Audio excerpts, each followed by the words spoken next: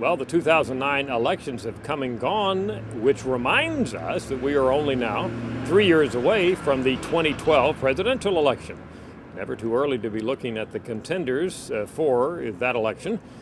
You might say, oh, it's way too early to be thinking about that. But trust me, the candidates themselves and the political parties are certainly thinking about that election. Let's look at the potential Republican candidates. We assume, unless something changes, that Barack Obama will be running for re-election on the Democratic side. But what about the GOP? Who's going to face Obama? Well, we ask Americans about 6 different Republican candidates, people that have been in the news and people have talked about as potential candidates. Right now, I want to look just at the responses of Republicans because it is the Republican primaries that are going to be most important. Who's ahead? Well, of the 6 that we read, Mike Huckabee leads the list among Republicans. 71% of Republicans say they would consider voting for Mike Huckabee for president in the future. Who else is on the list? Well, just below Huckabee comes Mitt Romney, former governor of Massachusetts, and Sarah Palin, former governor of Alaska. 65% of Republicans say they would consider voting for those 2 candidates. Below those are Newt Gingrich, former Speaker of the House, and then way below those are Tim Pawlenty of Minnesota and Haley Barbour of Mississippi.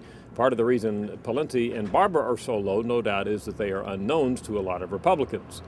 We did also ask the question, are these individuals, one by one, qualified to be president? Generally, the 2 factors track each other. In other words, the same percent of Republicans say they would vote for them or consider voting for them as say they are qualified, but a couple of differences worth looking at. We can look at Sarah Palin, for example, and you see the numbers in front of you. Slightly fewer Republicans say she's qualified than say they would vote for, which is very interesting, but nevertheless, that's what the data show. We have a flip on that for Newt Gingrich. More Republicans say he is qualified by about 8 points than say they would consider voting for him. In other words, Republicans appear to perceive that Newt Gingrich is qualified, but they're a little hesitant to say they would vote for him. Sarah Palin, that's the interesting phenomenon. Maybe not qualified for some Republicans, but at least a small percent say they would vote for her anyhow. We'll keep monitoring these perceptions, of course, as you would expect from us here at Gallup, over the 3 years to come as we near, so to speak, the 2012 elections. I'm Dr. Frank Newport, Gallup's editor-in-chief.